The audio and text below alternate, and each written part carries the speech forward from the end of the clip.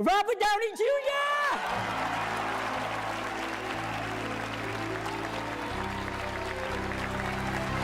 This is the first Oscar win for Robert Downey Jr. and his third nomination.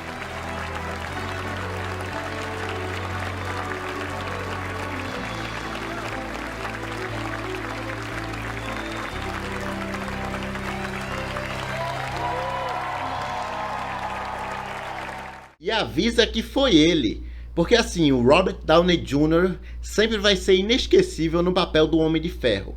Mas ele provou que sua carreira não foi apenas o icônico herói, porque ele venceu o Oscar de melhor ator coadjuvante pelo trabalho como Lewis Strauss em Oppenheimer, o drama dirigido por Christopher Nolan. De fato, em seu discurso ao receber o prêmio, o Downey afirmou que precisava do papel e que era um homem diferente após Oppenheimer.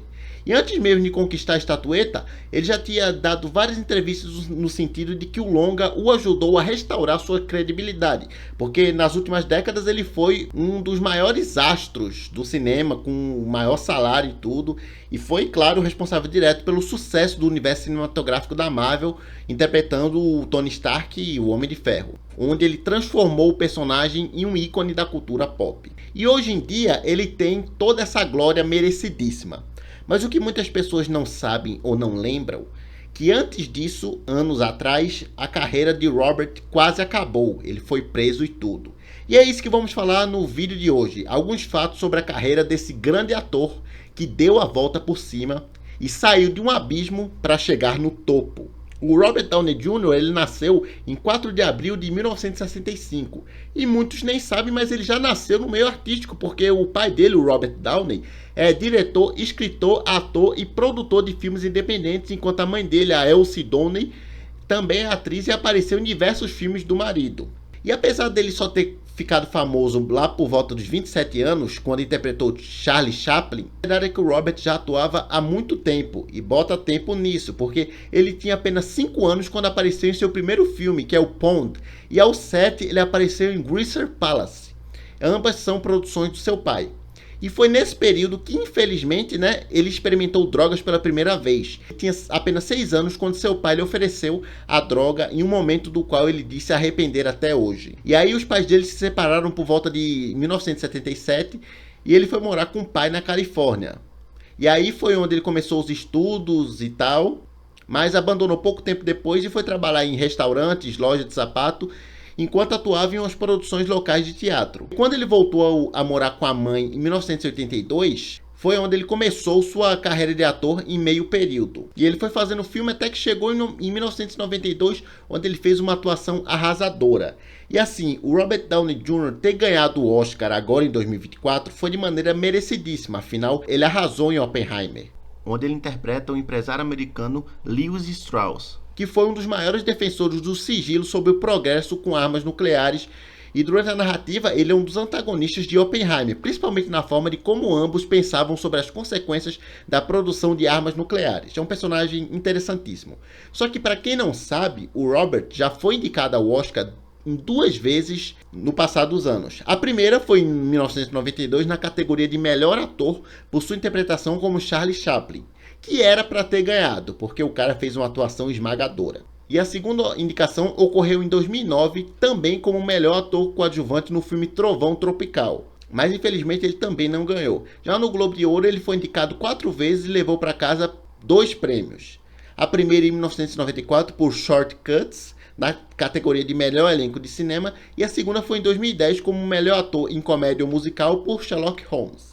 E sobre a fase difícil de prisões e drogas, o Downey já revelou que quando seu pai e ele se drogavam juntos, era como se ele tentasse expressar seu amor da única forma que sabia. A imprensa dos anos 80 sentenciou que ele estava destinado a ser o melhor ator de sua geração.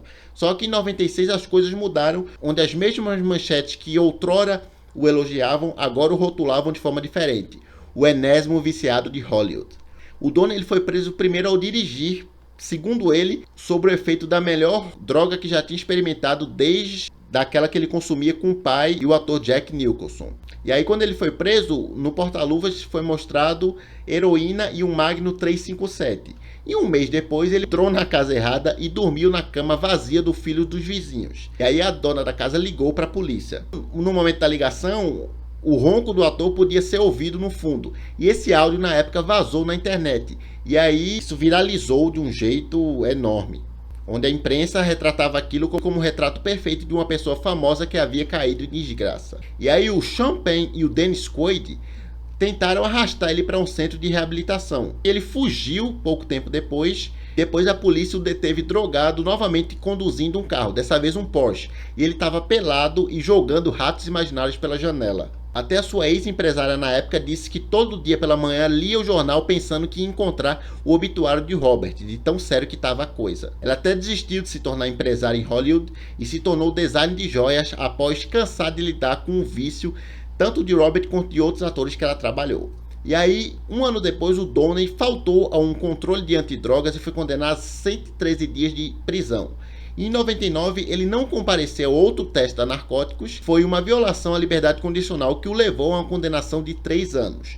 Ele foi preso e o que era o melhor ator daquela geração ficou reduzido ao réu P50522, infelizmente. E aí ele ficou preso um tempo e ganhava 8 centavos de dólar por hora esfregando bandejas de pizza, durante o ano que ele passou lá. E aí depois de solto, o talento dele era tão grande, apesar dos problemas, que levou apenas uma semana para que ele conseguisse um trabalho em Hollywood, que foi uma aparição em Ally McBeal, Minha Vida de Solteira, que aumentou em 11% a audiência da série. E o seu carisma, sua melancolia e a sensibilidade sarcástica lhe renderam um Globo de Ouro por Ally McBeal. Só que ele admitiu que estava chegando ao fundo do poço, porque no dia de ação de graças de novembro de 2000, ele voltou a ser preso no hotel com anfetaminas e 4 gramas de cocaína. Meses depois, quando encontrado descalço numa rua infestada de ratos, ele rogou aos policiais que não o prendessem. E aí, com isso, ele foi demitido de Ally McBeal. Depois de muitos problemas, foi no dia da independência de 2003 que o Downey parou no Burger King da estrada da costa do Pacífico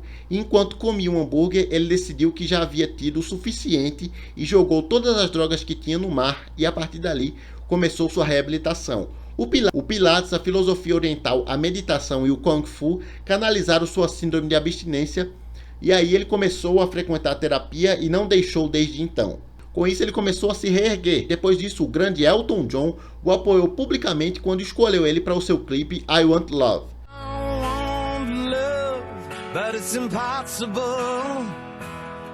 Mas o Woody Allen tentou contratá-lo com Ivona Ryder para Melinda e Melinda.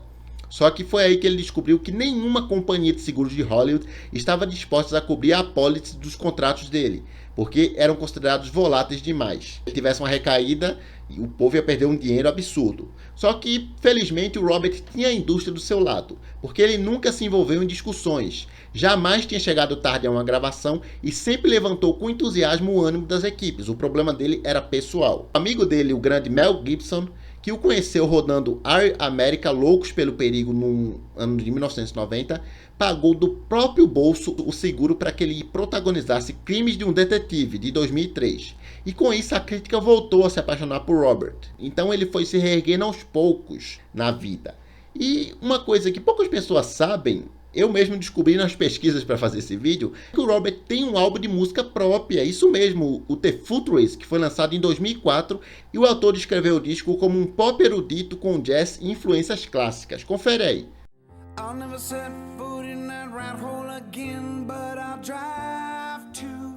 E bom, e aí chegamos em 2008, que não eram bons tempos para cinema de super-heróis, porque X-Men 3, O Confronto Final, Homem-Aranha 3, Superman o Retorno tinham decepcionado a crítica e o público. Naquele momento a Marvel não detinha os direitos de suas propriedades mais conhecidas, como Homem-Aranha, X-Men e Quarteto Fantástico. De modo que eles só tinham personagens como Capitão América, Homem de Ferro, Thor, que naquela época só quem conhecia mesmo era quem lia os quadrinhos. O grande público não sabia quem era. Então, como fazer sucesso com esses personagens? Foi aí que o Jon Favreau, junto com Kevin Feige, decidiram arriscar, né? Porque o primeiro Homem de Ferro foi um risco. E eles começaram com esse personagem por um motivo interessante, porque o sucesso do Batman Begins, do Christopher Nolan, futuramente iria trabalhar com Robert em Oppenheimer e, né, ele ia ganhar o Oscar e tudo, Enfim, o sucesso desse filme meio que estava mostrando que o público preferia as artimanhas tecnológicas em vez da magia e fantasia, como o Thor, por exemplo. Portanto, o empresário arrogante Tony Stark, que tinha a armadura tecnológica, parecia o super-herói mais moderno e barato de produzir, porque seria muito mais fácil produzir um filme do Homem de Ferro do que do Thor, que tinha todos aqueles elementos fantásticos. Então, foi aí que Jon Favreau sugeriu Robert Downey Jr., só que a Marvel queria o Tom Cruise no papel. E mesmo assim ficou todo mundo com o pé atrás, porque por mais que o Robert tivesse reabilitado, eles tinham medo de contratar o ator, porque seria o pontapé inicial para aquele universo e se acontecesse alguma coisa com o ator, já era, né? Então o Jon Favreau teve que ser muito persistente para conseguir colocá-lo. Tanto que o diretor até chegou a dizer que o Downey Jr. faria pela saga da Marvel o que Johnny Depp havia feito por Piratas do Caribe. E diante da desconfiança, a Marvel aceitou que ele fizesse o teste. E quando ele fez o teste, que tinha sido o primeiro teste de casting que ele tinha feito desde Chaplin lá nos anos 90, a Marvel percebeu que não poderia colocar outro ator que não fosse ele, porque aquele era Tony Stark, o Homem de Ferro. Com um orçamento modesto, o filme fez um sucesso enorme, e para mim é um dos melhores filmes da Marvel. E com isso, o sucesso veio para o Robert e para a Marvel, que naquele momento estava começando. E o Homem de Ferro salvou o mundo diversas vezes, só que também salvou a carreira de Robert. E aos poucos foi transformando ele em um dos maiores salários de Hollywood. Para vocês terem noção, no primeiro Homem de Ferro ele recebeu apenas $500 mil, com um contrato que abrangia 2 possíveis sequências. Posteriormente ele passou a ganhar 10 milhões pela sequência e 50 milhões por Homem de Ferro 3 e o primeiro Vingadores. Já em Era de Ultron foi um valor entre 50 e 80 milhões. Em Guerra Civil foi 50 milhões mais participações nos lucros. Ele mesmo já disse que antes do Homem de Ferro não podia nem se permitir ter um Golf GT. Recorda o homem que agora exibe uma coleção retrô de 24 carros de luxo com um valor exorbitante. No total, estima-se que o Robert tenha recebido entre 396 a 435 milhões por todas as suas participações em 10 anos que ele ficou no universo cinematográfico da Marvel. O sucesso dele como Homem de Ferro não foi só financeiro, foi porque ele mandou muito bem no papel. E bom, o Oppenheimer, ele levou o Robert para um lugar completamente diferente, porque o ator acumulou uma verdadeira fortuna em seus anos de Marvel. Só que depois que ele terminou com o Homem de Ferro em Vingadores Ultimato, ele começou a buscar outros desafios artísticos, para não ficar preso só ao Homem de Ferro. E ele conseguiu isso como antagonista da cinebiografia do criador da bomba atômica, onde ele conseguiu a aclamação tanto da crítica, do público e conquistou o prêmio máximo, foi o Oscar. E ainda vamos ver muito dele no futuro, com certeza. E quem sabe mais Oscars venham para a prateleira dele, né? E que assim seja. Eu tava torcendo bastante para que ele ganhasse, não só por eu ser fã dele, mas porque ele merece por vários motivos. Claro, pela atuação dele no filme, que foi esmagadora. E eu desejo só sucesso e quero ver muito mais dele. E nem precisa ser como um Homem de Ferro, porque a história dele já está contada como aquele personagem. Se ele nunca mais voltar, tá ótimo. Vamos ter o talento do ator em outros papéis muito interessantes que com certeza virão por aí. E bom, assim encerramos o vídeo sobre a história desse grande ator que deu a volta por cima e tem uma verdadeira história de superação. E eu sou o Homem de Ferro. And you love me back to life. That's why I'm here. Thank you.